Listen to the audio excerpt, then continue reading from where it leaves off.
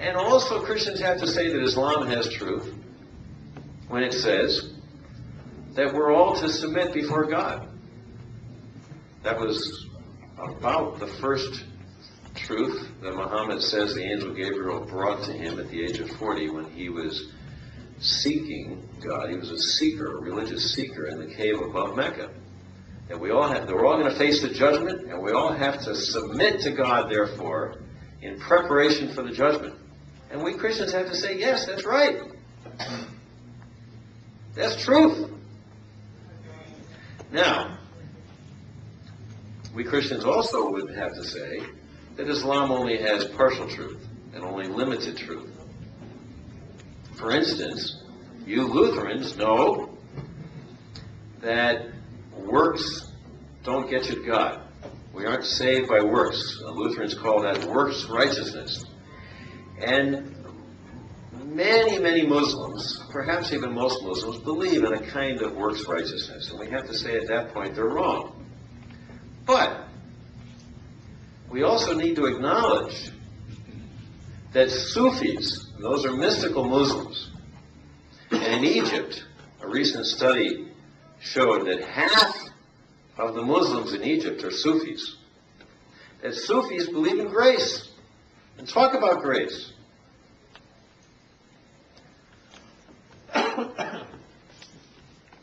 And we Christians also need to know that Shiites, and since 9/11 we've all heard about Shiites, they represent about 15% of Muslims worldwide.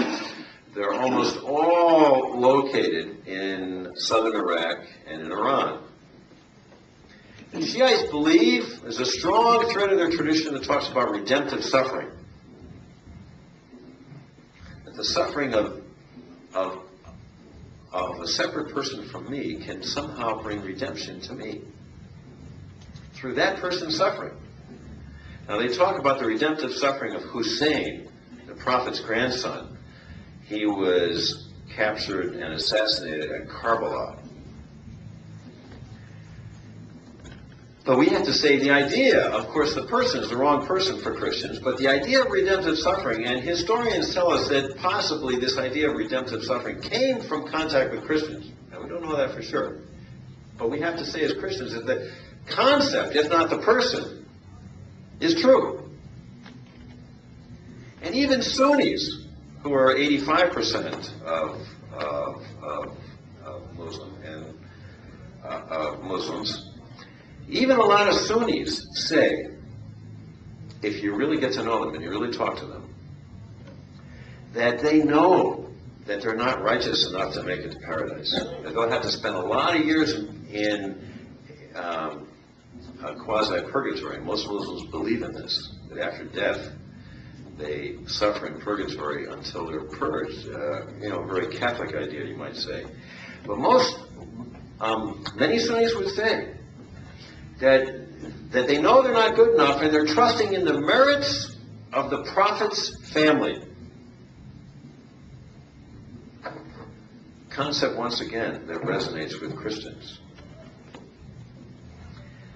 But, of course, Muslims reject the crucifixion of Jesus and the resurrection of Jesus. Last month, my photographer son and I hiked the Jesus Trail, which has only been in existence for 2 years. It starts in Nazareth, Jesus' hometown.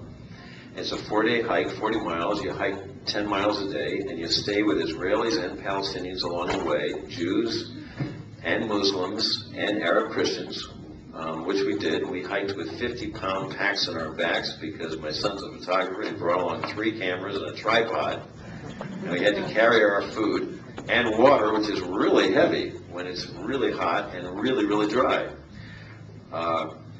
And we stayed one night in Cana, where Jesus turned the water into wine.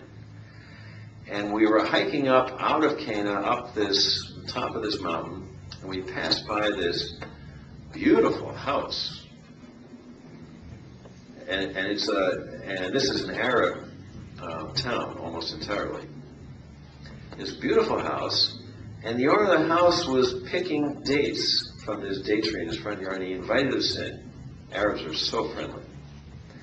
And my feet were killing me, And I thought, well, this is great. And so we come in there, we have coffee with him and his wife and his brother.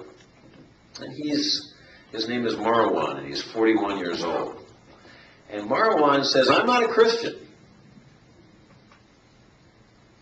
but I believe that Jesus is going to return and save everyone. I said, really? I said, are you a Muslim? He said, no, not really. Sort of.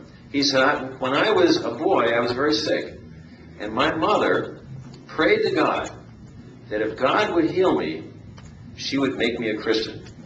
I got better, and she brought me to church, to an Arab Christian church. But his brother was sitting next to him, and his wife said, you know, Jesus was not crucified. And his wife said, someone else was crucified in his place. And that's a common Muslim belief, by the way. And Jesus did not rise from the dead. And Marwan, after his wife and his brother, who were, you might say, Orthodox Muslims, spoke, then Marwan looked at us straight in the eyes and said, no, Jesus was crucified and he did rise from the dead. Now, Judaism, insofar as Jews believe in their Bible, what we call the Old Testament, what they call Tanakh, not Torah. Torah is just the first 5 books. The whole Old Testament is Tanakh. We would have to say that if they believe what's in there, they're believing the truth. They and we agree it's the Word of God. Now, of course, Jews reject the Messiah. They reject Jesus as the Messiah.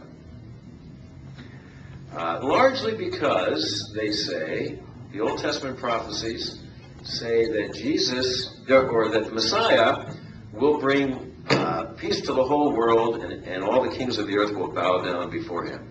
And they say, that didn't happen in the first century. The kings of the world got together and they killed him. And he didn't bring peace, and look at all the wars ever since. And of course, therefore, Jesus is not the Son of God. And of course, they reject the incarnation, which is the idea that God took on human flesh in the person of his Son, Jesus of Nazareth. Now, we hiked, I told you we stayed with both Jews and Palestinians last month. And about the 3rd day of our hike, my feet were just absolutely killing me because I made the mistake of wearing sandals, and I was going up and down these mountains on these rocky paths. That was really stupid. So I had these huge blisters that opened up, and I was hiking on this raw flesh, bandaged up, but it didn't help very much. So we pulled in this one night to this Jewish hostel up near the top of the cliffs of Arbel. Those of you who've been to Israel, these are those huge, majestic cliffs that overlook the Sea of Galilee. And we stayed with this wonderful Israeli couple named Israel and Sarah. What names? And they're both in their 60s, and they're both atheists, which is not uncommon for Israelis. There's an awful lot of Israeli atheists. And so we asked Sarah, so Sarah, Sarah and Israel, tell us why you're atheists. And Sarah said, well, my mother was a survivor of the Holocaust. She went to 7 death camps, including Auschwitz.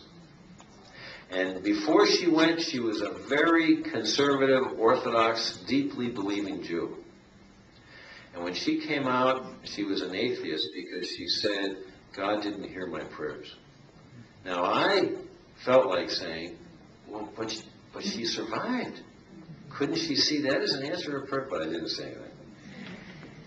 And so she said, I was raised with this all my life. There must not be a God because he would have helped my mother. And yet her mother, on her deathbed, came back to a conservative faith and her previous conservative Jewish faith in God.